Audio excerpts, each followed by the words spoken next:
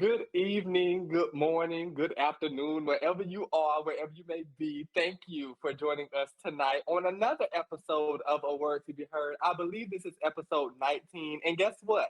I am your special guest host tonight, Armand Ashby, aka the official MOG. You already know what it is, right? We are here tonight and we are excited about going into this conversation of what it means to be spiritual versus religious and vice versa. Now, of course, I got with me my sis, my good girl, right?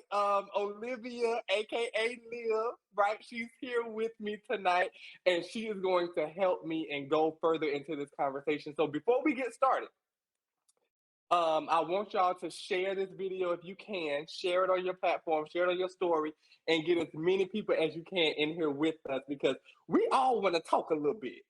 Listen, y'all ain't doing nothing. Y'all ain't doing nothing. So give us a little moment. We ain't gonna be here all night. Okay? We're gonna say what we gotta say, and we're gonna get out your way. But while we are here, share this broadcast, please, and we're gonna go ahead and get it popping. Sis, what you gotta say to the people? Let the people know who you are. Give a little intro. What's up?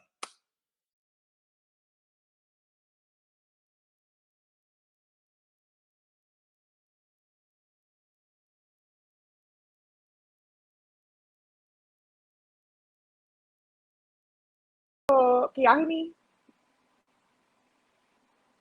What's up? It's your girl Liv. How y'all doing?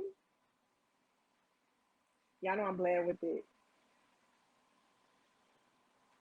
Beauty. Correct me if I'm wrong with that name, Liv, right? Live in Living Beauty Hair beautiful. Salon.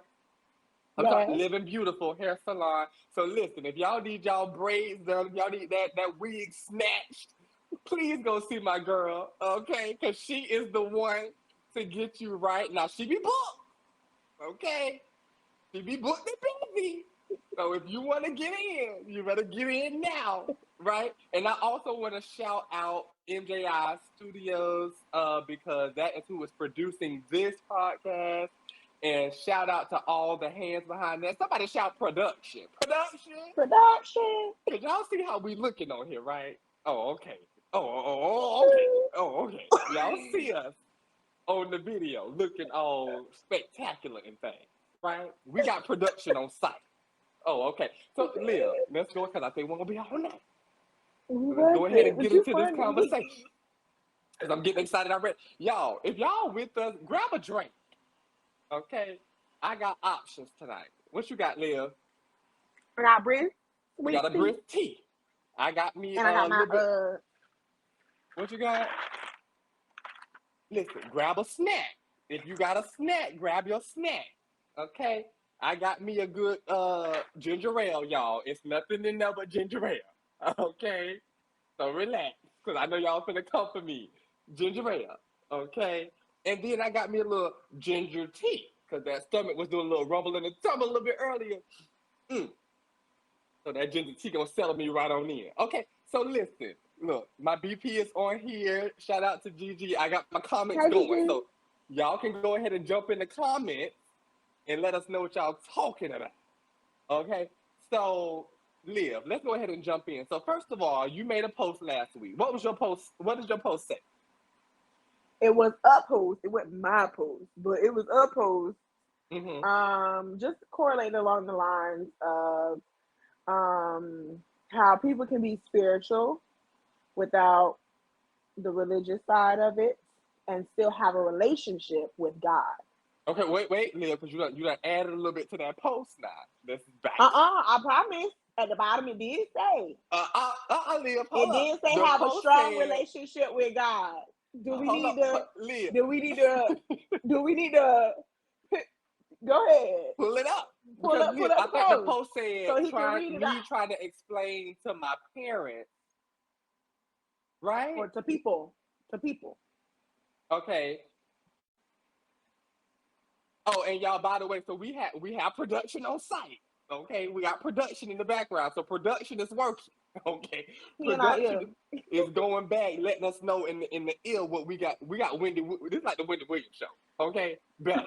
Oh, I thought somebody had said something. But anywho, production is pulling up the post because see, Liam wanted to She trying to go I'm deep not into the conversation, lying. and I I'm ain't there not yet. lying. Read it. Read She trying to go deep into the post, and I ain't because there yet. I know what I'm talking about. I'm still on the surface. What did the post say? Production is working. Look, Don't do me. Don't do me. I don't post that much on Facebook. but I believe it was on the lines of saying, it was a meme, I think, or something of a picture.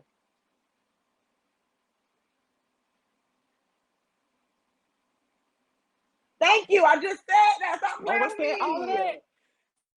Stop playing with me. I know what I'm No, talking where's the about. one about trying to explain to somebody? Where's that one? Okay, tell me what In it my says. Tell me what caption, it I says. Tell me what it said, says. this was me. Yeah, in the There we caption, go. I said, Trying to explain to my parents how I can be religious how I can be spiritual without being religious. Spiritual, though. And Yeah. still maintain a relationship with God. Okay, perfect. Yeah. There we go. Trying to explain because I wanted to get the parents in there.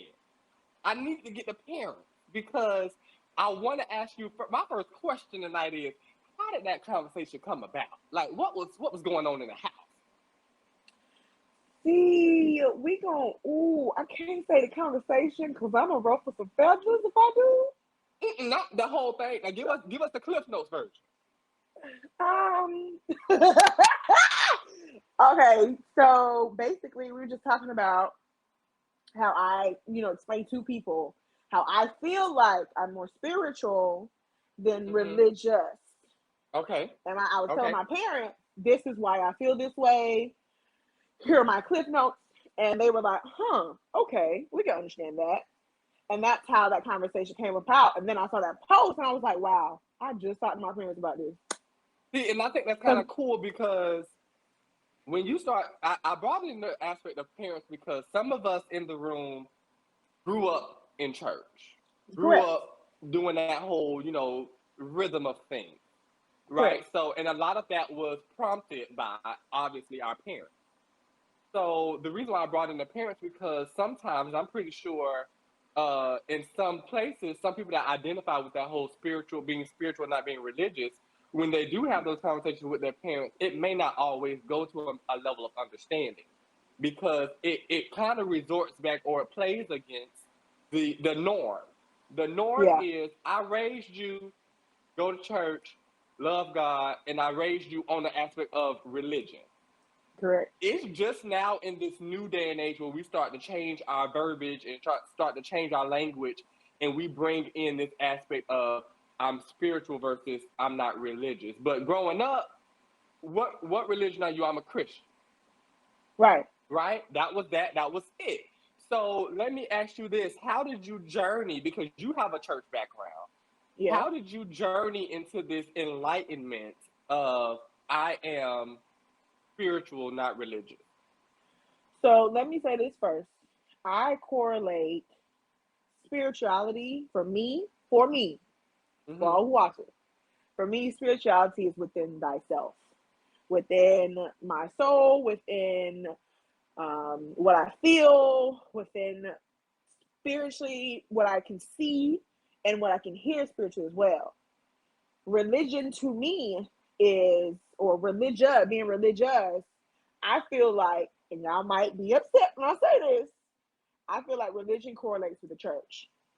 And for me, I am not saying I don't want to, and religion also is the practice of Christian, like we practicing, I guess the laws of the Bible within religion.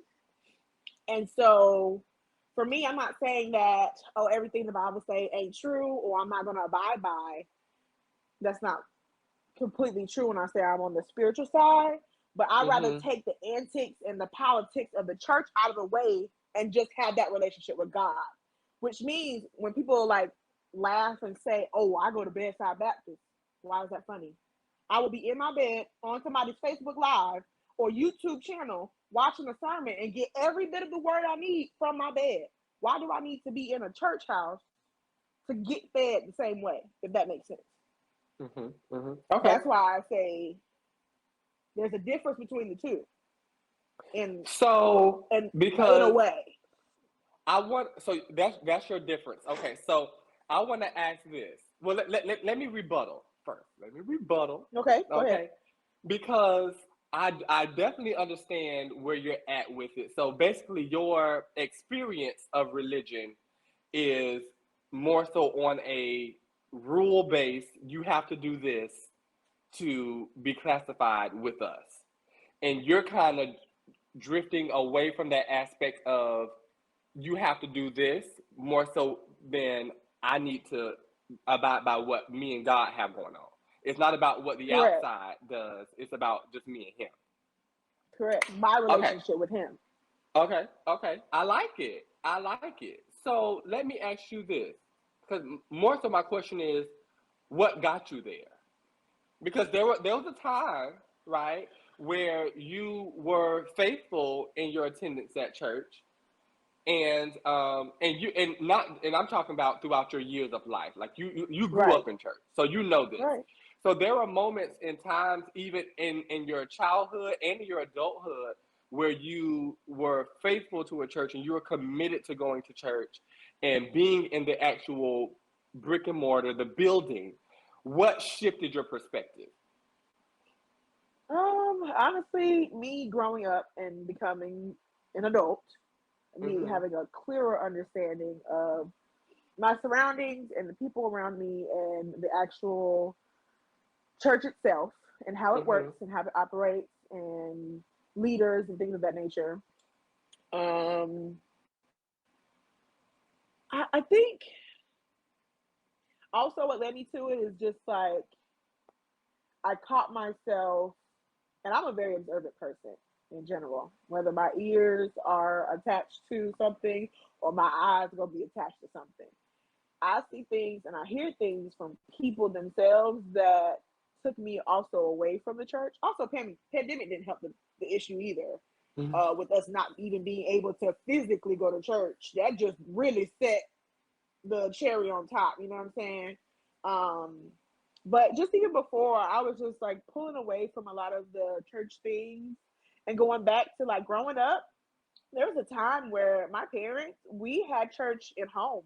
We used to go down the street to another family's home and we had church at home. And I felt like I was more connected to God and the word that way. I feel like for me, that's how I learned too, more on an intimate level. That's why I like Mm-hmm. our Zoom, Bible studies, because I feel like it's more intimate. It's more one on one, kind of, sort of.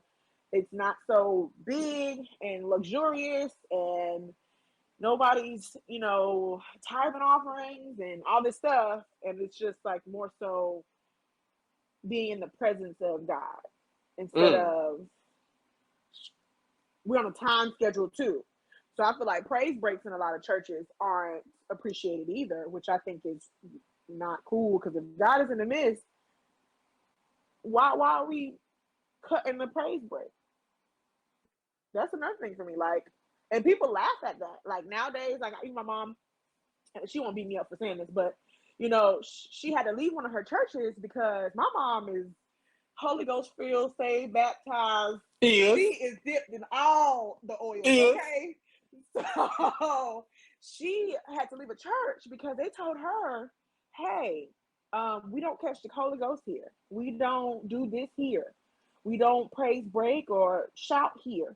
And she was like, okay, that's fine. And she's a intercessor.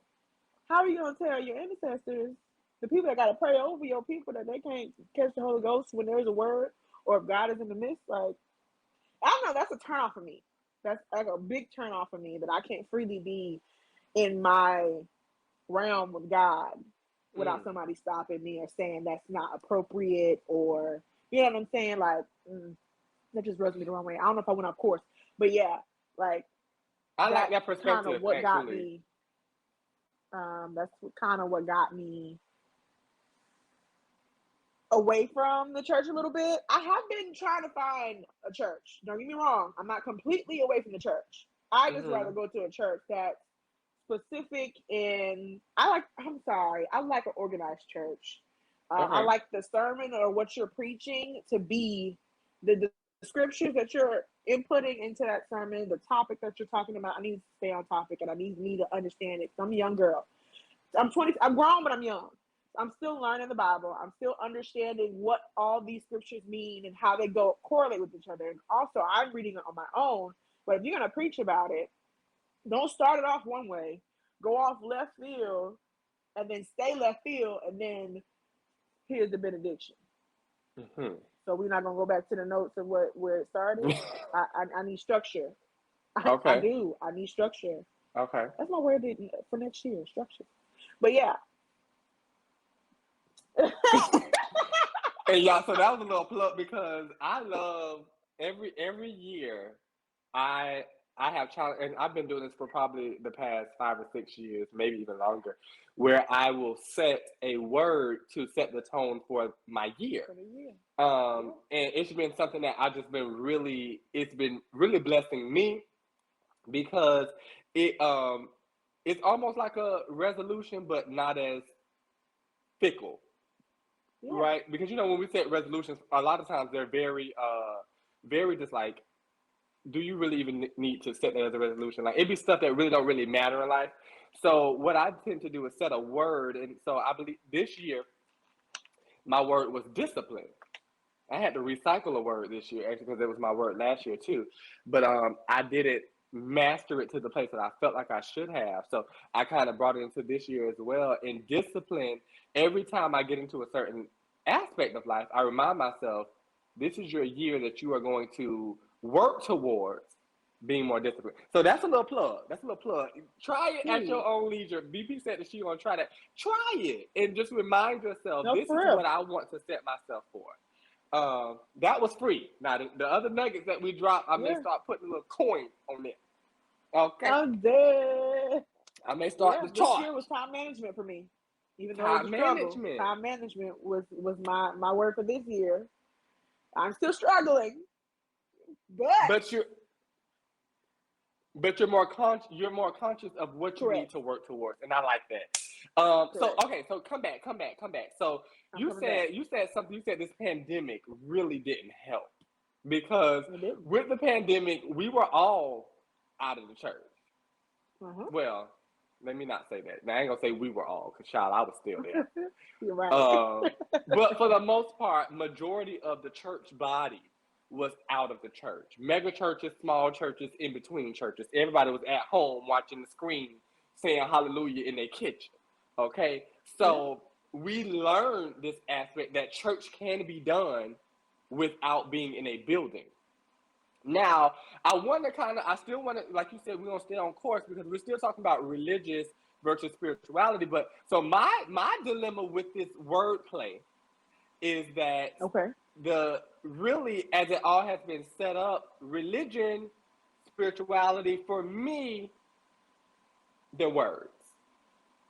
For me, it boils down to what you practice. Religion, Okay. as you stated when you first opened up, religion was an aspect to come in and it's a practice. Now, the breakdown of religion, as man has done, and that's where you get denominations, and I like to separate the idea of religion from denomination because Okay. oftentimes we put the two in the same mold and think that they're the same word, but there is an umbrella that denominations have fallen under. They've fallen under this idea of religion, right? But the denominations is what divides. That's literally what denominates. It denominates. It divides it.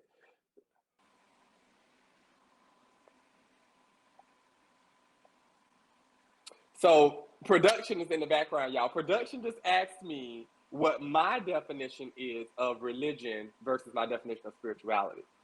In my context, they are one and the same. In my context, religion and spirituality all boils down to the practice of relationship. In my idea, as we practice this relationship with God, it can be religion or it can be however you want to word it, as long as you practice correctly, right?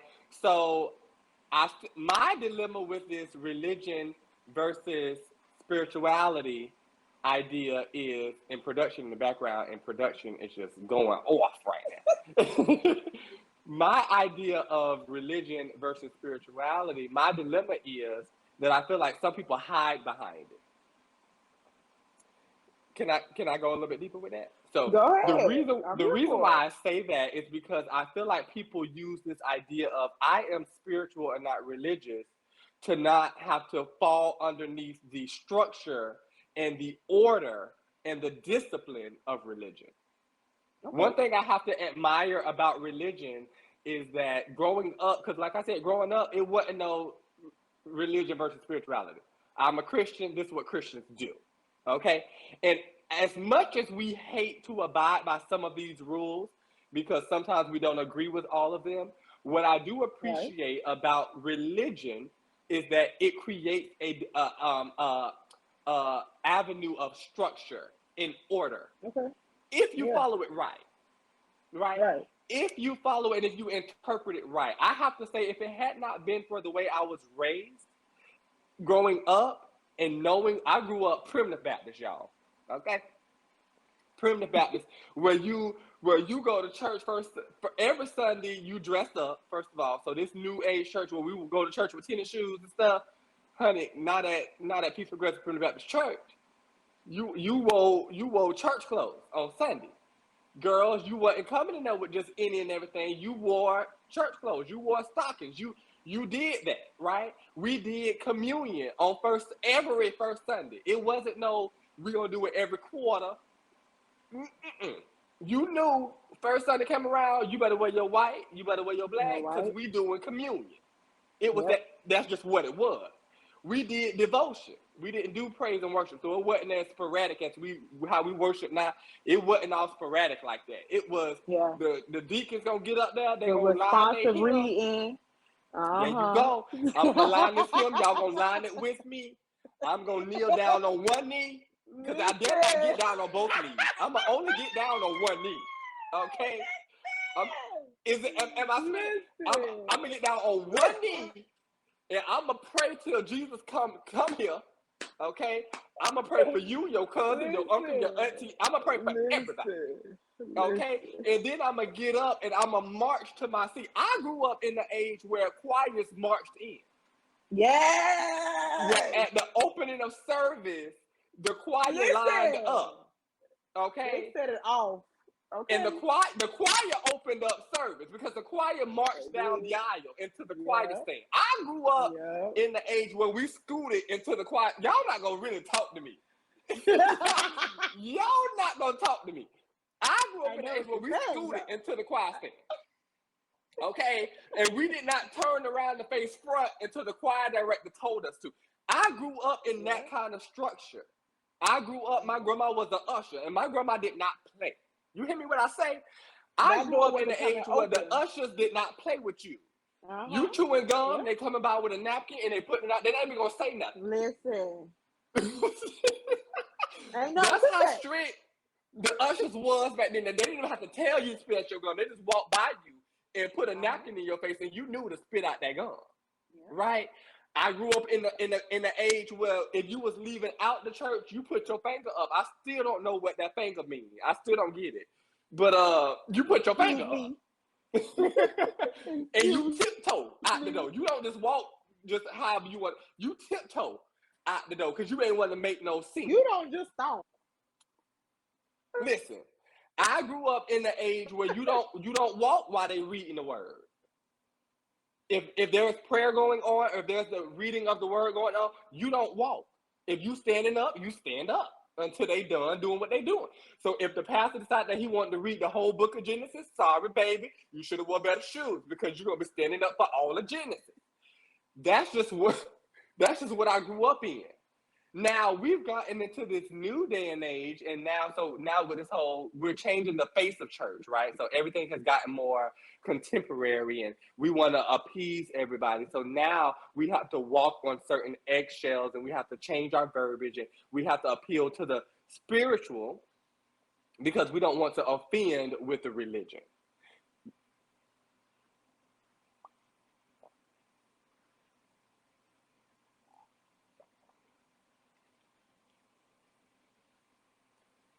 Production's in the background. He's giving his opinion. I don't know why production won't just come on the line. Right.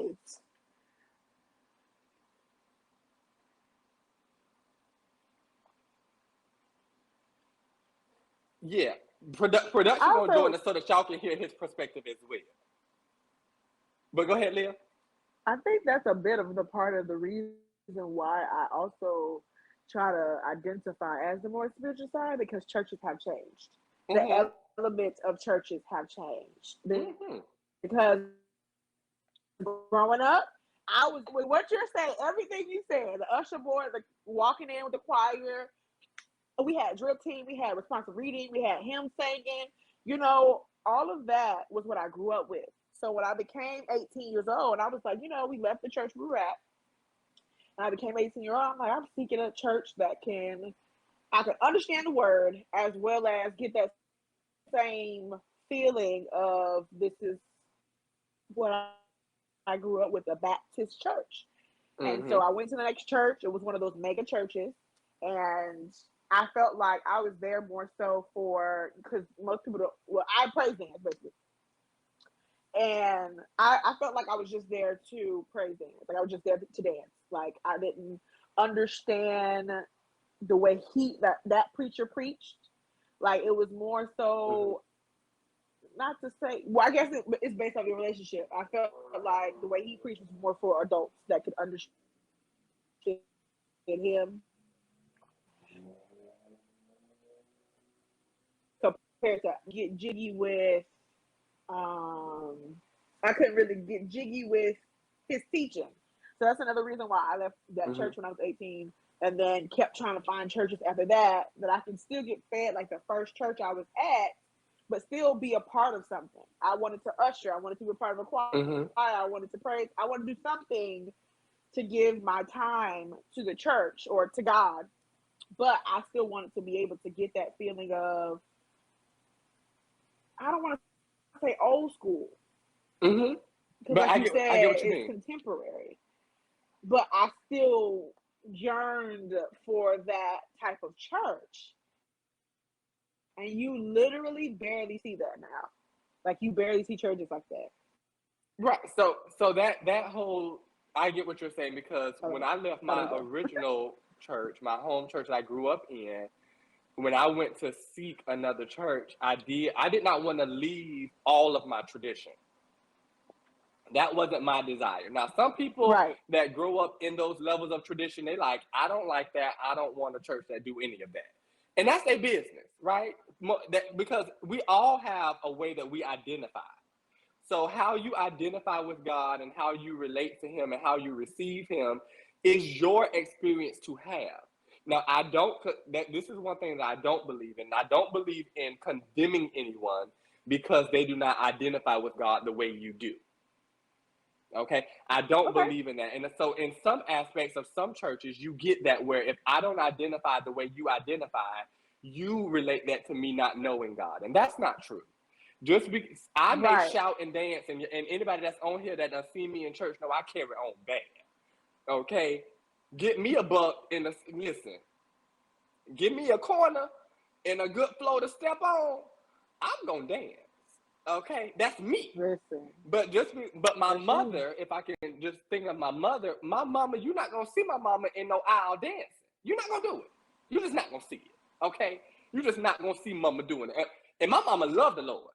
If it had not been for my mama, I would not have the relationship that I have with God that I have. But she expresses her relationship completely different. And so in some churches that everybody like the buck and carry on, they may look at my mom and be like, John, she don't know God, she a sinner, she don't know what's going on. But that's not true. So I think that's where some people then get into this idea of I don't like the religious part because religion seems to have a face. And I don't always fit that face. What say ye, Libby? Say that one more time. You went out a little bit. Okay, I was saying that I believe that some people don't identify with religion because religion sometimes seems to appear as though it has a certain face, that it looks a certain way. And so then the people that don't look that way feel disconnected. And that's very true. Even in and I don't know if this correlates with each other, but even in your comment, how you like you said you don't want to tear down anybody else's way or walk with God. But even in your one of your sentences, you said um, how growing up you couldn't wear tennis shoes and jeans and all that stuff to the church. Well, people love spitting out the same quote. God says, "Come as you are," and I'm kind of gravitating to that because the people that don't look like you are people that need to be there, are people that need Him the most. You know what I'm saying? Not saying we don't need Him because we do, um, but I think that it doesn't help also, and it's bound to be said, but a lot of Christians aren't as welcoming to the people that are newly in the journey or people that have strayed away and now come back. I don't feel like I feel like there are a few bad apples within the church, in my opinion, um, that can also steer somebody away from wanting to know more about God Yeah. just in the church. That's why I said I feel like religion is church based. And a lot of people's, I don't know how to say it.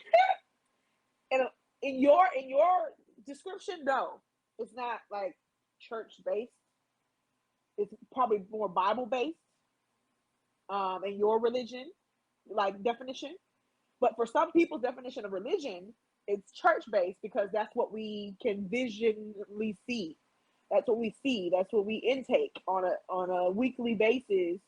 And when you have somebody that don't know God, that's trying to learn them, and then you go into a church and they judge you for how you look, what you wear, how you talk, it just deters people from coming. It deters people Right. from wanting to know Him more, especially if Right. they don't have nobody in the home to teach them. Right. Now you got a stranger basically picking on you or bullying you because you don't look a certain way. Right. So I think that's pretty key too, because I think that the church needs to learn a level of balance. And so I tend to say the church, I separate the church even from religion. Because if I isolate, well, I'm sorry, if I couple the church with religion, do you know how many churches are represented inside of that religion? And even the churches that are represented inside of said religion, you still have breakdowns even as it pertains to those churches. So there is no way that one church or even a few churches can speak for the mass of religion, which I feel like has happened is that we have had experiences with a few churches, and those experiences have then now become our reality of what religion is. But the truth is, what we have been seeking, whether it be a spiritual thing or whether it be a religious thing, whatever you're seeking from God is available. And I believe that it's available in a church. You just have to find that church.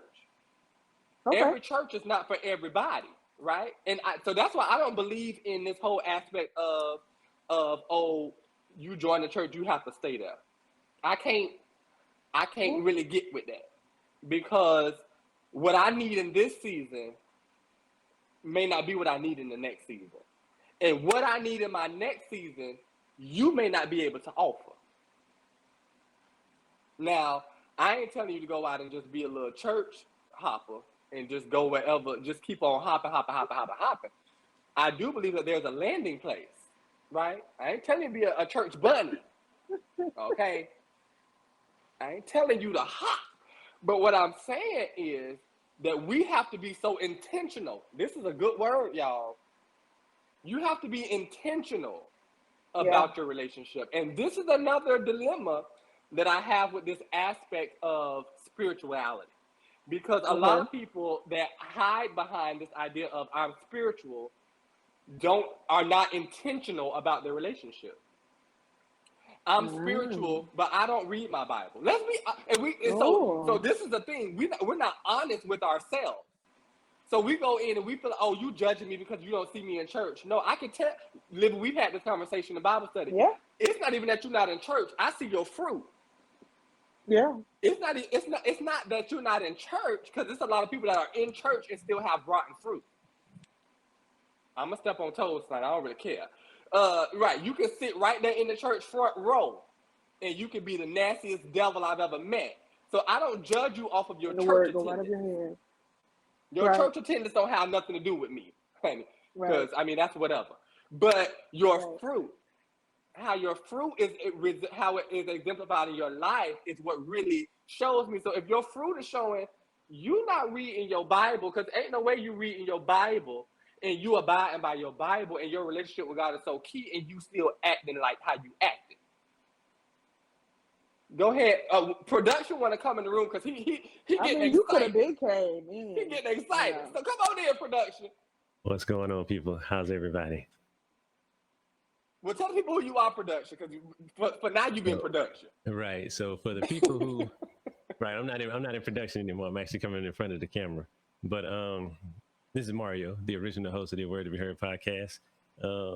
Episode 19 is in effect, and I love this conversation you guys are having, so much so that I just couldn't resist. I could not resist staying behind the camera and coming in front of the camera to join in on this conversation.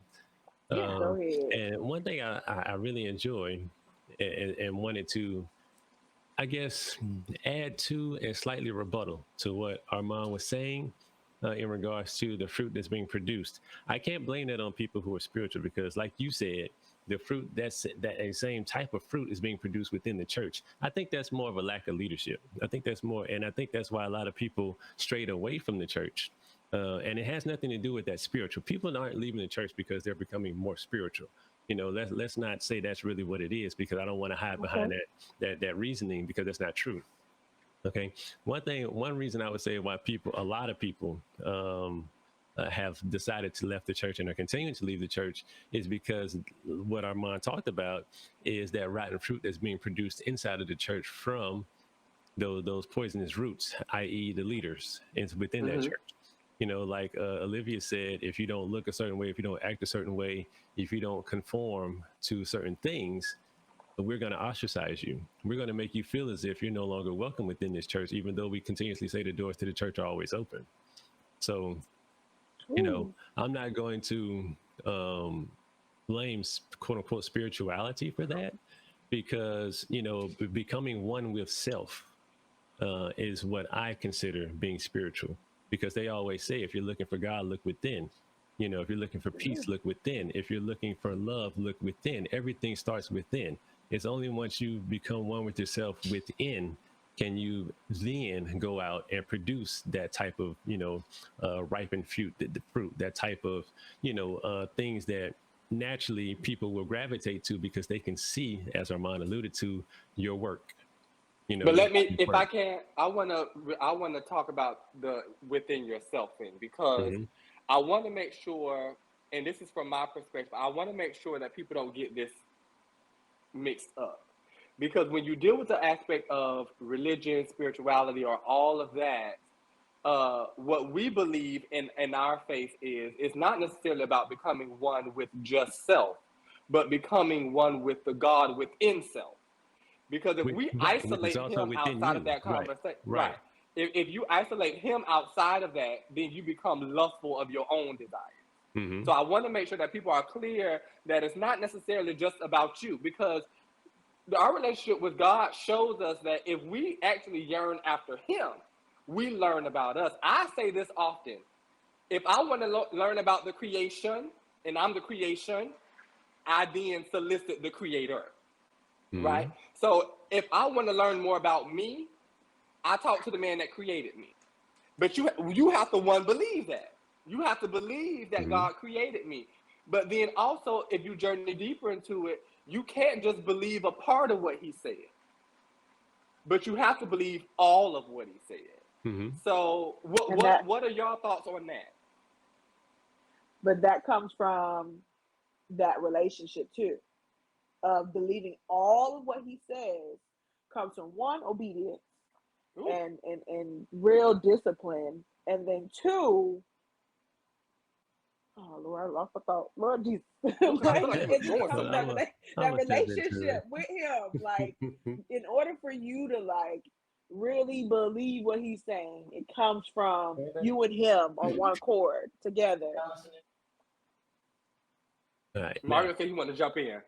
Oh yeah, My because bad, I it's didn't all catch true. up. Now, one thing that you have to understand too, and goes back to your leadership that I was talking about. When you're having that conversation, understand that that conversation happens within also. You're not having that conversation with your pastor. You're not having that conversation with those around you. When you're having that conversation with God, that's a conversation that you're having within yourself. That's good. But see, I wanna get back to you again, Mario, because you said something about the leadership of the church. Mm-hmm. And so one thing, me and my mama have this conversation all the time because me and my mama, we like to talk. Okay, we Period. talk. But when we talk about the leadership or even the politics or the things that go on inside of the church, I feel like people are so quick. And I'm going to make the general because I know, at least for y'all, I know Mario for one. Mario is very a stickler of if I don't like something, I don't care who it is, what it is, how it is. I'm not dealing with it. But I know so many avenues of people that have this high standard or this very rough standard about the church. But when it comes down to other aspects of life, we're very lenient. So Mm-hmm. when it comes down to, oh, well, it's somebody in the church that treated me wrong, I'm never going back to that church. But you still go to the club every weekend, and that bouncer don't always treat you right. Right. Your bartender don't always treat you right, but you still go there. So Right. why is it that you are so forgiving? Now, see, the thing about that, and I'm gonna speak on that too, because you make a great point. Now, we use that same analogy for a lot of things, primarily relationships. And now we're speaking about in general, that too is a relationship. That's your relationship with the church. But we use that for relationships with people. You hear women saying men ain't no good because the man that you dealt with treated you a certain way. So now all of a sudden you offer men, and I say that because of the same example that you gave where someone within the church didn't treat me right. So I'm done with the church as a whole.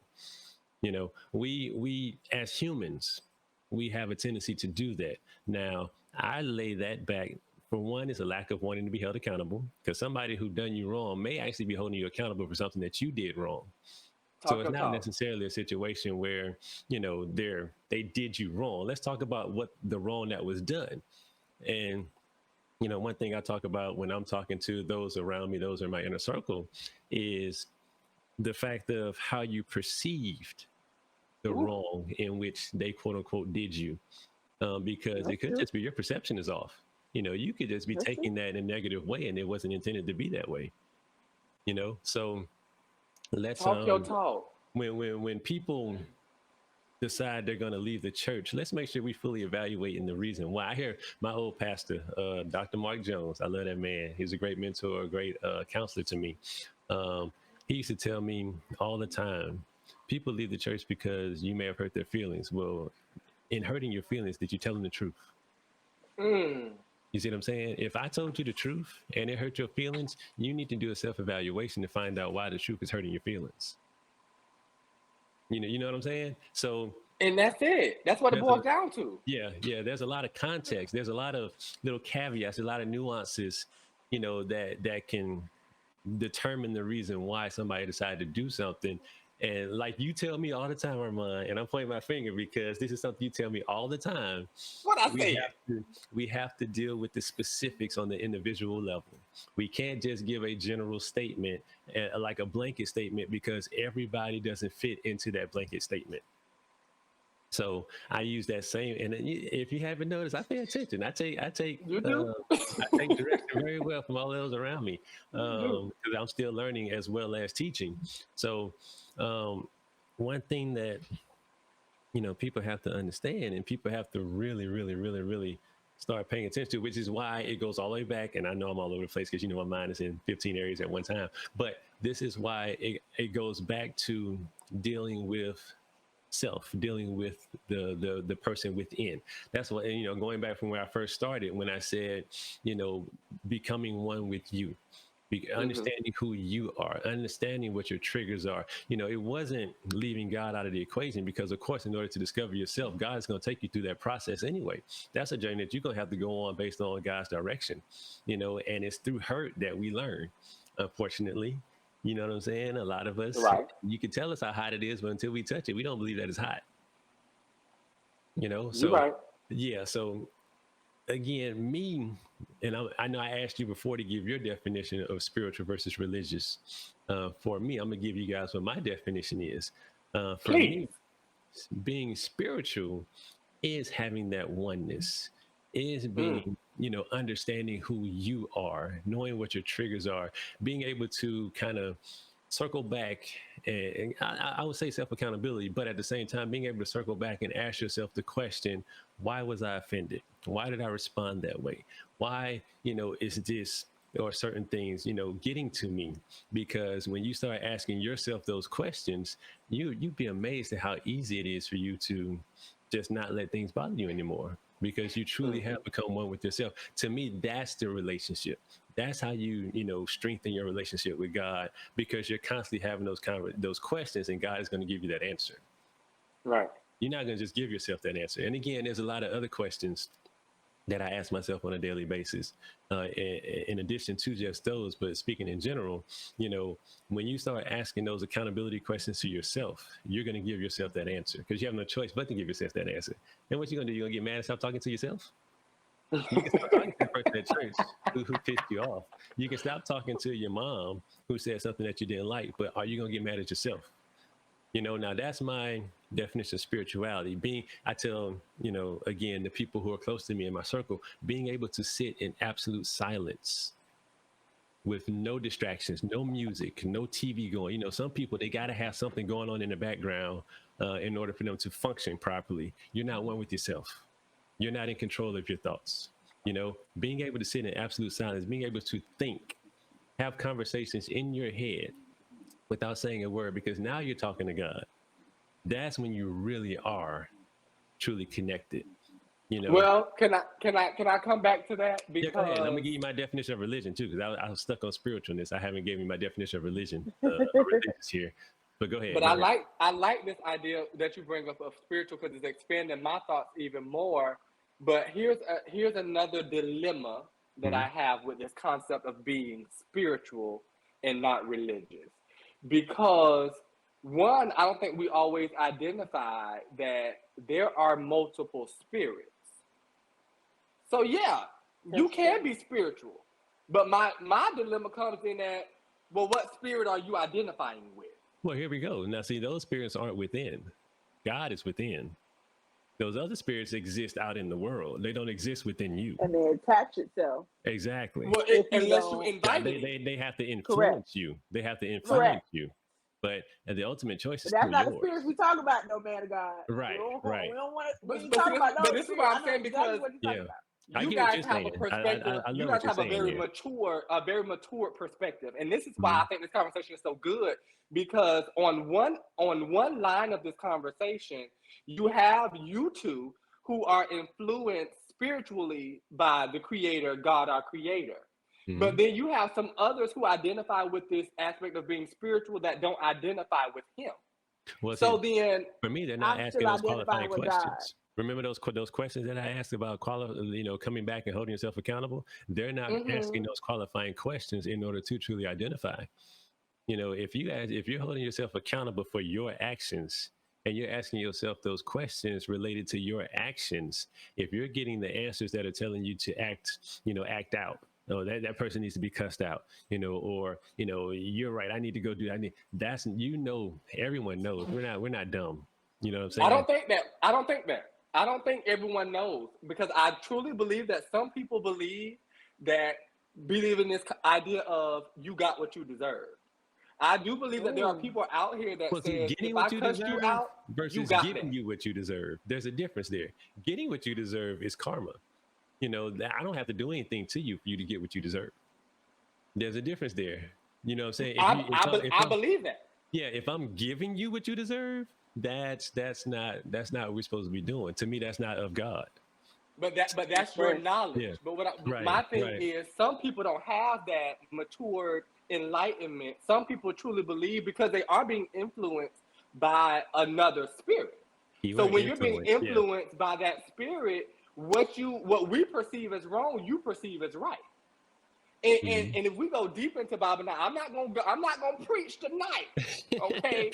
Bible Go studies ahead. Go tomorrow. ahead. Bible studies tomorrow. But if we go by Bible, Paul said it like this: when 8 I would p.m. want to do good, evil is always Uh-huh. present with me. So Paul says to Mhm. us that evil is always around and always influencing. Mhm. So I have to die to myself daily. I have to die so that God can then live and counteract what my evil flesh would normally want to do. So if I'm not dying daily, right? If I'm not doing that, and then I'm identifying with my flesh and what these spirits around me are telling me to do, it appears to be right. The ways of a man's heart appears to be right. I'm not preaching. I promise I'm not. But this is Go Bible. ahead. The ways of He a man, done it started. He appears done to be started. right. It is what it is now. But it's not right. It takes a Mario to say, hold up, now something ain't right here.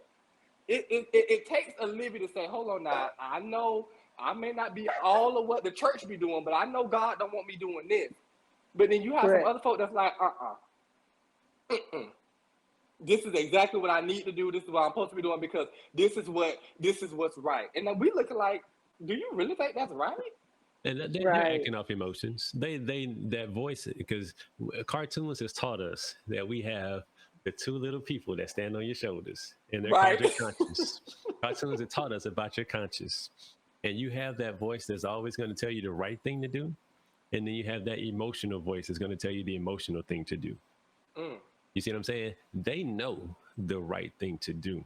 And this is where I get back to saying, we're as humans, we're not dumb. We could have no interaction with a religious organization, from a day of our lives and still know right from wrong. Why? Because we have that conscience, Correct. because we truly have that connection with the Creator, regardless of what we're taught to seek out. So when people do things, that aren't in the right direction. I don't want to say bad because I don't like to use negative words and whatnot, putting that on someone. But when they choose, keyword their choice, Mm. when they Mm. choose to do those certain things, they know that was a choice, and they also know that they had the choice to do the opposite. Mm. But because that emotional choice is quote unquote going to make them feel better, that's what they decided to do. Still goes back to choice though. And it goes back to what you were saying about the influence. If their influence is always in a negative realm, 9 times out of 10 they're going to choose the negative option. But Mm. like you said, if we have people around us, which is why I love the fact that you do your Bible studies every week, and I'm still trying to get you to let me produce that for you. We're going to talk about that a little later. I got you. I got you. Shameless plug. But when you have the right people in your circle and you have the right influencers Mm. around you, giving you the knowledge that you need, giving you the guidance that you need, that 9 times out of 10 in the negative is going to start turning into 6 times out of 10. Then it's going to turn into 3 times out of 10. And before you know it, 9 times out of 10, you're doing the right thing. You're making the right choice. Mm. So I still go back to saying, regardless of what your influence is, you still have those two little people on your shoulder giving you the right and the wrong thing to do. Now navigate for me because you was going towards your definition of Mhm. religion. Yes. Religion. Okay. Now my definition of religion goes purely from a political standpoint, like what Leah was talking about a little earlier. I think you touched Mm-hmm. on it too a little bit, Armand. Religion to me is joining an organization, Mm-hmm. following the rules and guidelines of said organization, denomination, as you called it, as you alluded to. I'm not going to say as you called it because that's what it is. Claiming a particular organization or denomination and then solely living off the guidelines of that denomination. Mm-hmm. Everything, I believe that every religious organization is well intended. But as they always say, the road to hell is paved with good intentions. Mm. You see what I'm saying? Mm. So I think that in a religious standpoint, it's more of control because do what we say or you're going to go to hell. Mm. It's more political. Again, do what we say or you're going to go to hell. And it's also more of a conform to a particular personality type. Mm. Again, do what we say or you're going to go to hell. So that's religious to me. The religious people are, and Armand, don't take this the wrong way, the Bible thumpers who will hit you with the scripture but don't live that scripture. Mm. You know what I'm saying? That's Right. religious to me. Right. Religious is going back to what Olivia said. When you go inside that church, you're immediately judged by those church folk. And when I say immediately judged, it goes back to what I had mentioned as one of my bullet points. You dress, act, look a certain way, or you're going to hell. And we're gonna tell you that you're going to hell. Who is anyone on this planet to tell you where you're gonna go when you leave this planet? No one knows that. Absolutely no one. The only people who do know it have already gone to that destination. Be it the left or the right. You know what I'm saying? So again, that's my definition of religious, are the people who are truly just smacking you every 5 seconds with something related to the church that they don't even walk through themselves. It's all. So does that just identify with the church, or? Well, church is, because yes, I mean, religious people act a certain way. They act the way, we always talk about products of your environment. Tell me right now, you ain't seen at least one catch the Holy Ghost every Sunday who ain't really caught the Holy Ghost. She just acting. Absolutely. She'll pass out. I see it all the time. right up until she'll pass out. You put the sheet on top of her. As soon as the pastor tells her to get up, she come back to, and she went over there and sat back down. See, those are actors. That's the show. You see it, and I don't like that. And this is why I personally chose to leave the church, because I go for the knowledge. I don't need the entertainment. And I've had this conversation with my pastor many, many times, and he understands that very well. Armand, you know me. Liv, you know me personally. Both of you guys know me. I'm all about knowledge. People will go and say church was good today and couldn't tell you 3 words that was not one thing that happened. Exactly. Yep. Church was good today because they showed out. Yeah. Well, let me come in the room. I knew he was gonna come in. I was waiting. Come on in the room. That was the setup. Come on. I want to hear this. Because one thing I also want to acknowledge is that church is a full experience. Okay? The thing that I love about church is that what I need from God, I found a location. My pastor preached one Sunday, and he talked about where you get best reception. And so when you join the church home, the idea is that you have joined that church because I hear from God here. Not to say that you don't hear from him anywhere else, but when I come here, I know that if I ever get lost and I can't hear anywhere else, I know I can hear good there. I get good reception. So if I'm going around, what was it? Who was that? Boost Mobile, was it, that walked around and can you hear me now? When I can hear you here. Okay, so I'm gonna stay right here while I got your signal. So when I get into that, it doesn't always mean that I hear you in the preached word. Okay, I can hear you, and Livy, you can identify with this. Sometimes what I need to hear from God came from praise and worship.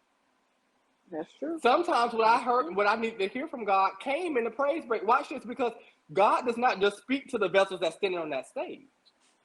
But could it be that in this atmosphere that has been created, this atmosphere that we have invited his presence, now I can hear. So now, even in this praise break, cymbals clashing, organ going, everybody going crazy. But for some reason, I heard God say to me what I've been trying to hear all week. So when I say church was good, maybe it wasn't the pastor that spoke to me this week. God himself did for me. It wasn't pastor this week. It was that praise and worship. When I got in that worship experience, and Brother Sam, shout out Brother Sam because he praise and worship. Brother Sam sang that song, and the way that it convicted him convicted me. And that's what I needed.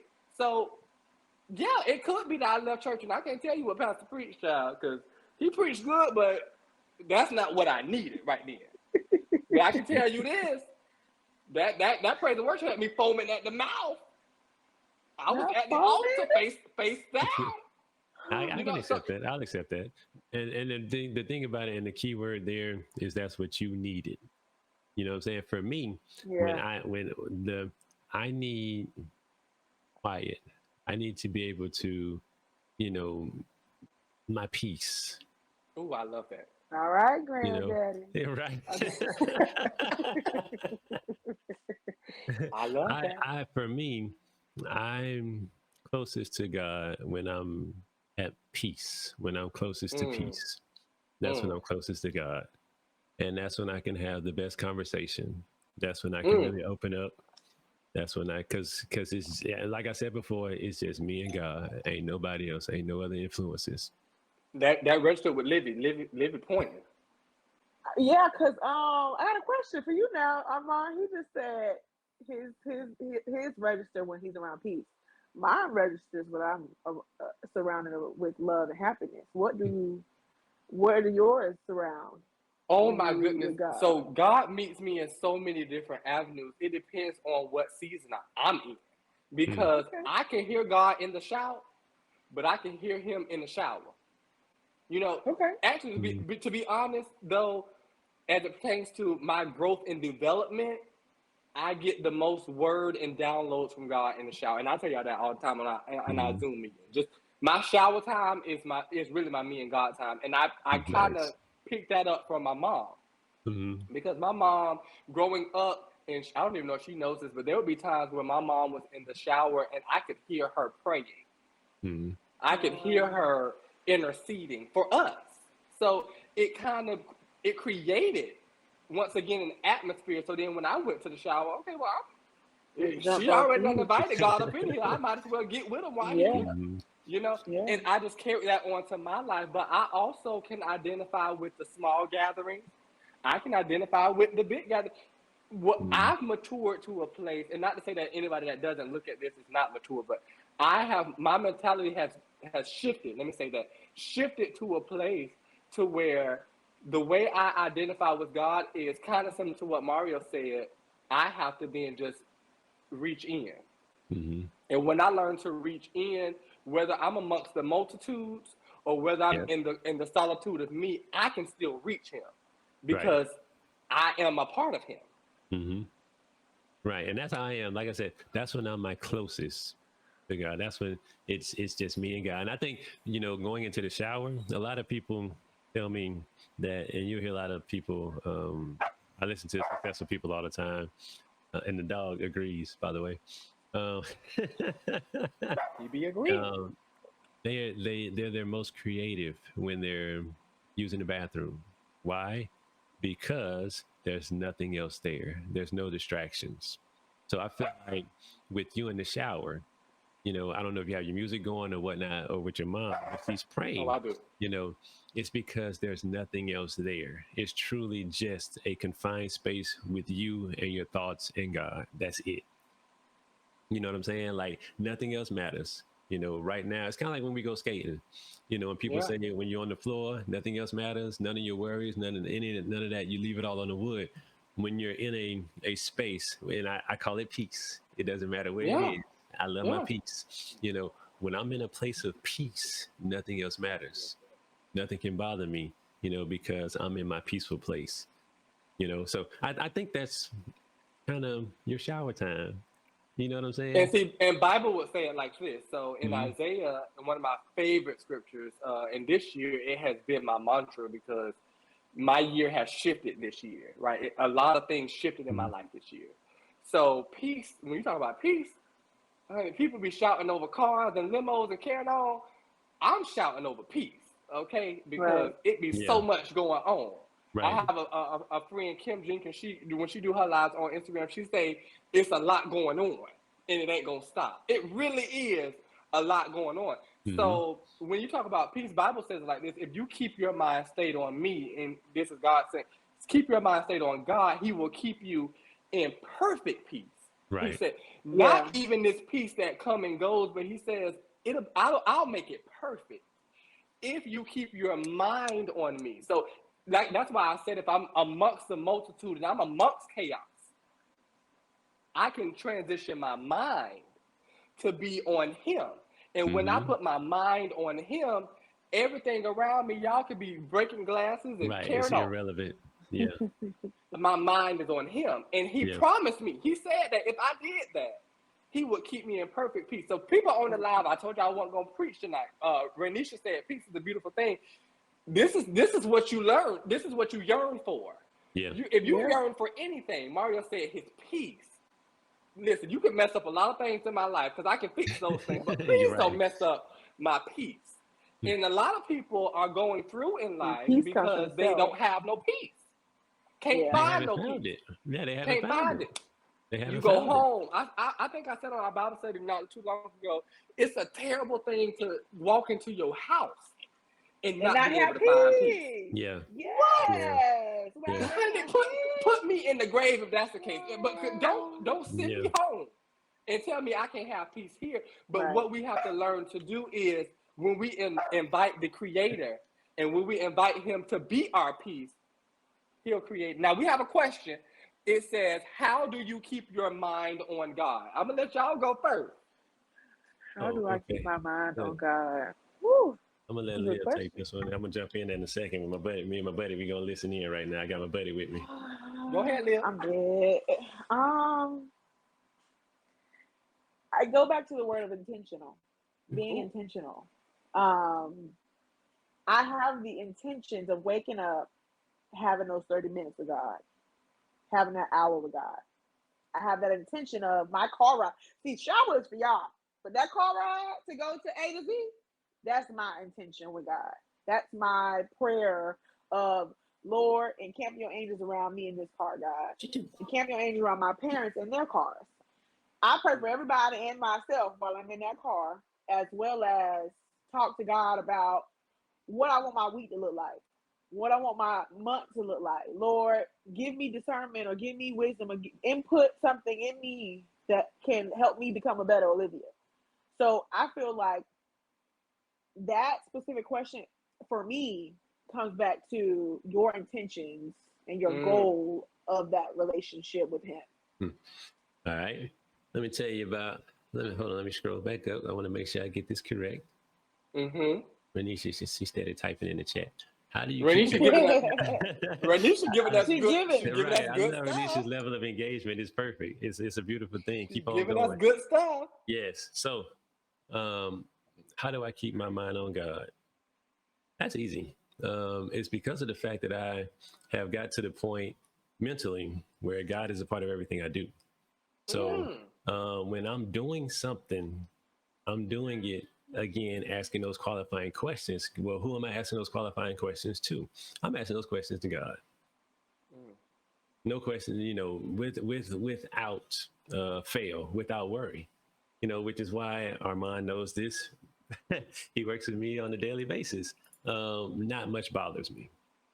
And not much bothers me because of the fact that I got my mind on God, and I'm understanding that anything that's set to bother me isn't, of God. It didn't come from that direction. I'm not gonna pay it any attention.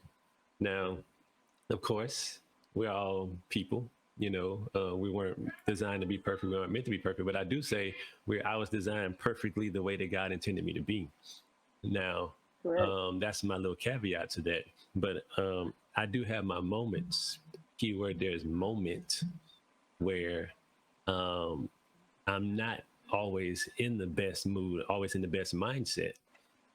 But I've gotten to the point where I understand that's just a moment. I'll never have a bad day. I'll never have a bad week. I'll never have a bad anything other than a moment. And I'll never live in that moment because that moment has come and gone. There's nothing I can do about that moment to change that moment. So when I'm having one of those moments, again, understanding those qualifying questions and being able to have that conversation to where I can or having the awareness, the consciousness to where I can pull myself back and then ask God, what great is about to come out of this? Because you just gave me this moment for a great reason. Right. You know what I'm saying? Armand knows I said it. Everything happens for a great reason. So you just gave me this moment for a great reason. So what great is about to come out of this moment? Then I get excited because I know something great is about to happen. Yeah. So that's how going.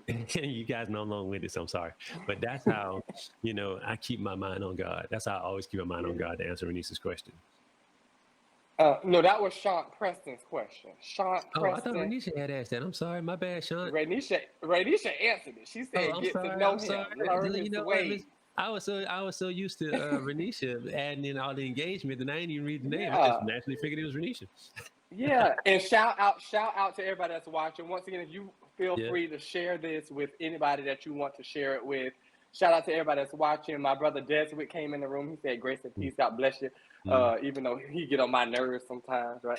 Uh, I want to answer this That's that moment. question Now, I in. want everybody to know too, before Armand gives his answer Mhm. to Sean's question. I was raised Jehovah's Witness. Most people don't know that. Now, my foundation, and a lot of people don't even, and this just shows the divisiveness within the denominations of the church. Most people don't Yeah, even know that Jehovah's Witnesses are Christians, right. 100% devout They are. Christians. You know, whenever I told some people that I was Jehovah's Witness, y'all don't believe in Jesus. You know what? I'm just gonna walk away from you right now because I ain't got time for that level of stupid. You know, but understand that I grew up with no choice but to be a student of that Bible. You Ooh, know, everything about me, my calm, how I was able to find my peace and things like that came from my foundation, which is deeply rooted in the Jehovah's Witness denomination of Christianity. So mhm. I don't want people to think that I'm some heathen who, found God later on in life. That's not true. You know, I'm in not the, one of the, I grew up in one of the toughest denominations in regards to being a Christian that you'll ever find, Yeah. because Mhm. there is no, we don't give you passes. You This is know, true. you going to Bible study, you going out in field service. You know, you're doing things that you don't have a choice but to do. This is true. And so anyway, sorry, go ahead, Armand. No, that's true. And Give I it. thank you for bringing that also in, because a lot of people have backgrounds, and I love that your background's a little different from mine and from Libby's, Mhm. but it just comes to show that uh, there's a common ground. But Yeah. nonetheless, to answer the question that Sean asked, how do you keep your mind stayed on God? I love both of your answers, which is a part of mine. But to add to what you guys said, I believe it comes down to a shift in perspective. I think Mario brought up perspective earlier. And when it comes down to keeping God on your mind, it's really an idea of perspective. God is the creator of all things. So, truth be told, anything in life that you experience and anything that you see, anything that you go through, uh, God is already on your mind because He's the ultimate creator. But once you learn to, I remember a few years ago, I started to pray. My morning prayer had become, God, let me see you in what I do today. Mm. Because it's not a matter of Him not being present, it's just oftentimes we miss Him. We miss His Ooh. presence because we have our minds on everything else surrounding Him. But we have to understand that in everything, when I go outside and I check out the temperature to see what I'm going to put on today, when I check out the weather, God is there. When I get in my car and crank it up, the faith that I have in doing that, God is there.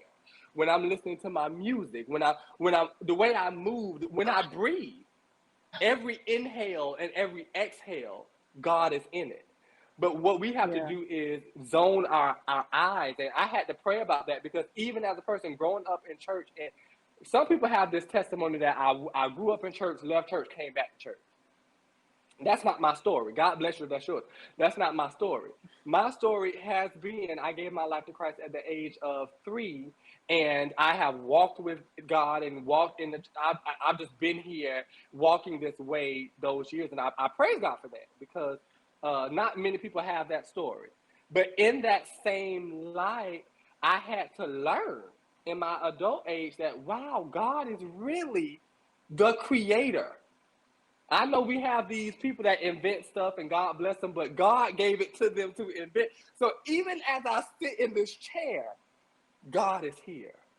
So how do I keep my mind on Him, even when I'm in a moment of? Because Mario brought about moments of being flustered, and some people say bad days, but I look at them as opportunity days, because as Mario said, it's just God is about to do something even greater.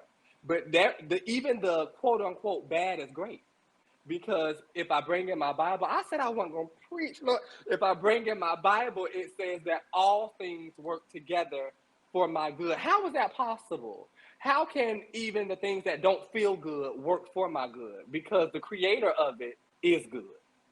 That's all I got.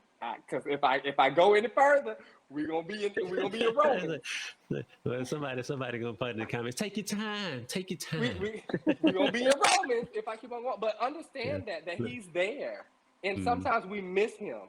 And I know for young people, that's the reason why that we started the Zoom Bible study that I teach, because even in church we miss him.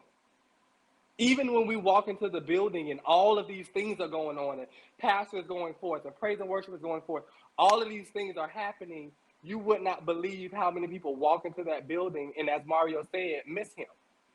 Yep. So some people do walk out and saying that, oh, church was good, but what did you get?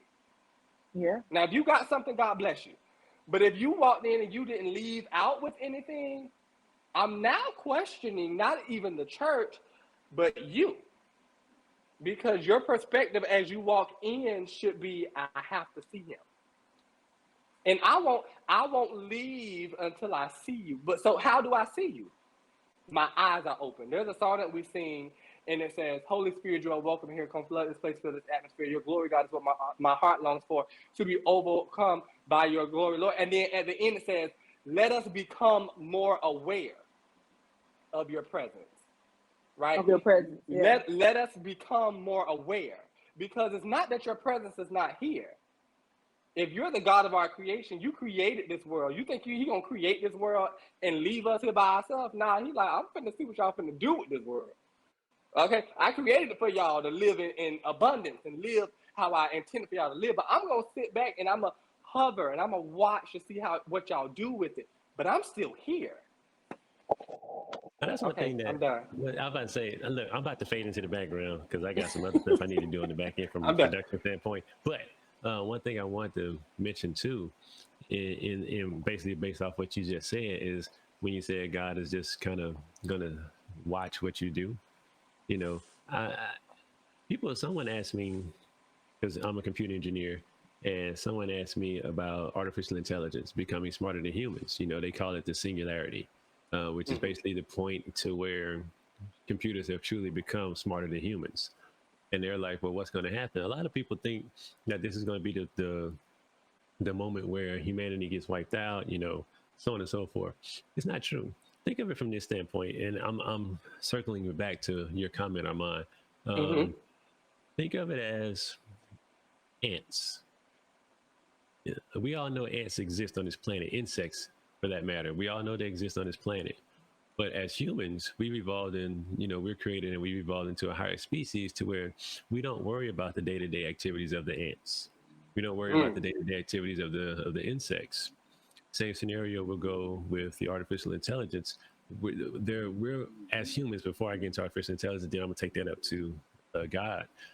In my point of view, again, this is my point of view, is that from a human standpoint, we're so focused on continuing to progress as Mm-hmm. a species that we're not concerned with what the ants are doing. Unfortunately, if ants were to get in our way, we'll move them by destroying them, you know, whatever that has to happen. But their day-to-day activities we don't concern ourselves with, you know, Mm-hmm. because we're focused on other things. Same thing with artificial intelligence. Once artificial intelligence gets to the point to where it's smarter than humans, it's reproducing, it's pretty much become self-aware, it's not going to care about the humans anymore. We're a lesser species. We're a lesser form of intelligence that they're not concerned with. If we get Mm-hmm. in their way, yes, they'll move us out of their way by any means necessary. But for the most part, they don't care. Going back to Armand's point, when he said, you know, God created all of this, and now God is sitting back saying what you're going to do with it. That's the way I feel. You know, yes, God is with us in all that we do, but at the same time, you know, as humans, we like to think of ourselves as the do all end all, as the best Mhm. creation on the man, as the greatest thing Mhm. ever since sliced bread. Well, we all know that's not true. Everything was created for a reason, a specific person, a specific purpose, and everything has its place. And everything, in my opinion, is equally as important as the next. No one thing is more important than the next thing.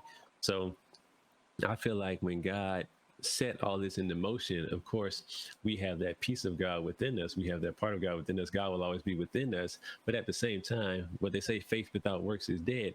It's up Mm. to us like I said, I am the captain of my faith. I am the master of my soul. Mhm. For that, you know, God isn't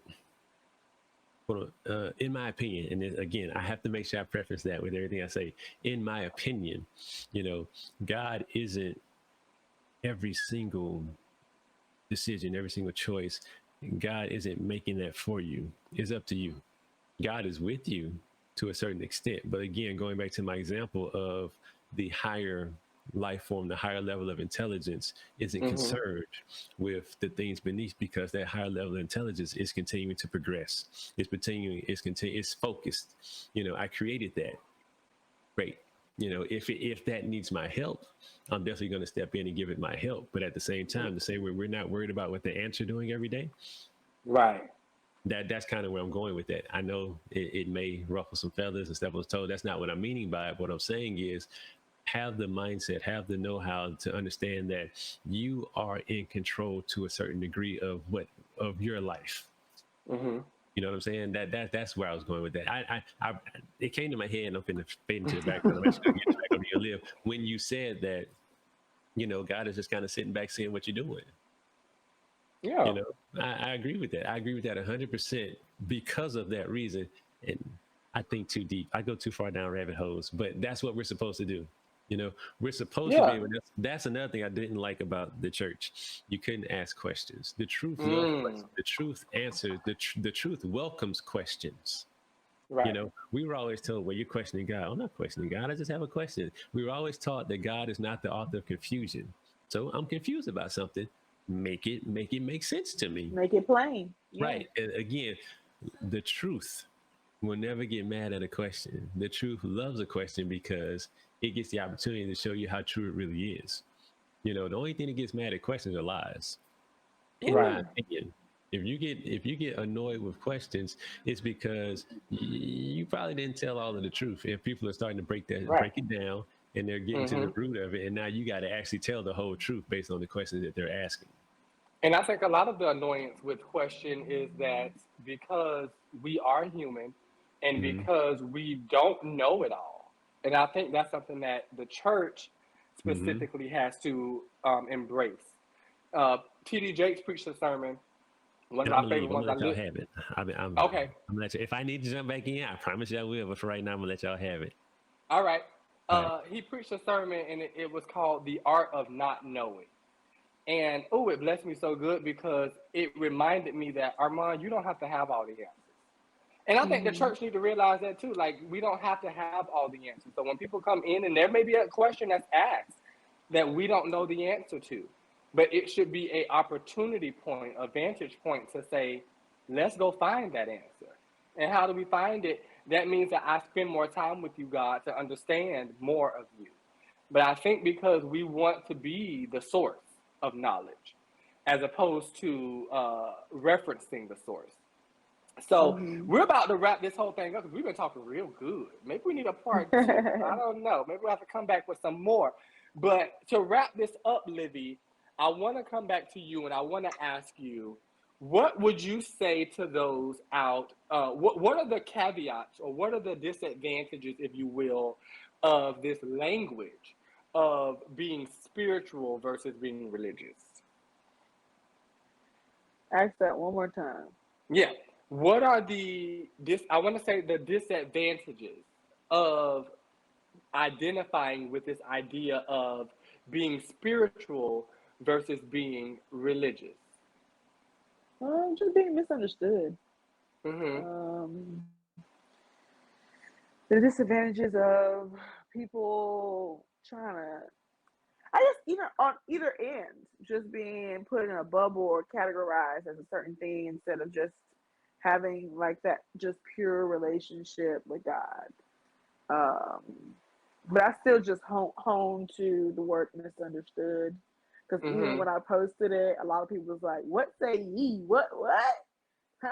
Even the comments were just like, some of the comments were just like too far gone, and I was like, "Yeah, y'all don't get it."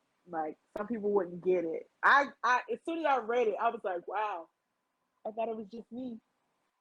Well, Okay. see, and I love this because you talk about misunderstood. I believe that oftentimes religion is misunderstood. Right. On both Because ends, of yeah. the simple fact that a lot of people have, once again, they have built their definition of religion based off of their Experiences. inconvenient experiences. Right. But I believe that if you went down the street or you went around a corner, you will find a completely different. And I say around the corner because it's so funny. My church, predominantly black church, in the heart of Grant Park, we in the hood. What's up? Okay. And And but you go around the corner, there's another church that sits right off the interstate, literally around the corner from our church, predominantly white church, but they will identify with multicultural, but whatever. And completely different experience. You get a yeah. completely different experience. So if someone came to my church, and I'm going to put it on this end because I don't want to make it seem like their church is bad. So if someone came to my church and was like, "Oh, that usher did not speak to me. They was very rude. They judged me when they came in. I'm never going back to church." But if they just went around the corner and Yeah. they went to the other church that was, "Oh, we're so glad to see you here. Please come Yeah. and sit down." Like, you know, all you have to do is search. But we're so willing to search for things in the world. We search for good jobs. We search for good spouses. We That's search very for true. all of these things, but we don't search for a good church home. And Wow.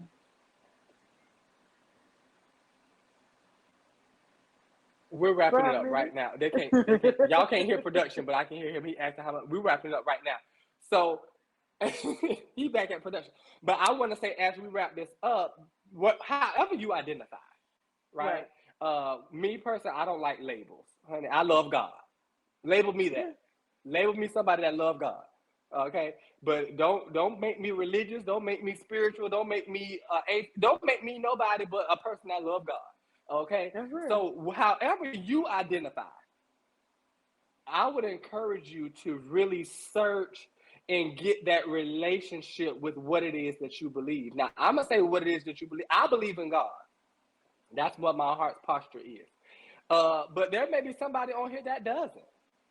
Right. And I'm not here to condemn you, right? Because your process is your process. The way you walk is the way you walk.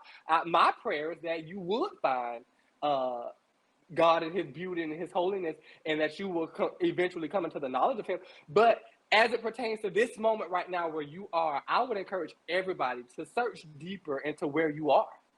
And Yeah. as you search deeper into that thing, you will really understand that it's not about the politics. It's not about what your neighbor or your next person is doing or what they call you or how they view you.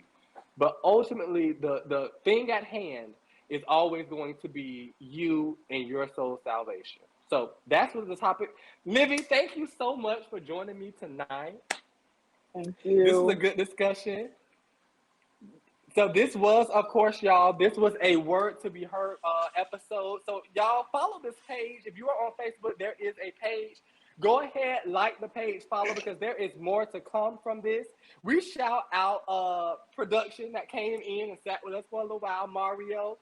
He came in and spoke with us. We really love this platform and we thank him for this. Also shout out to MJI Studios for giving us this platform. I am the official MOG. I have spent time with none other than my sister Liv. Until next time, we are signing off. We love y'all. Grace and peace unto everybody. Peace out. Bye.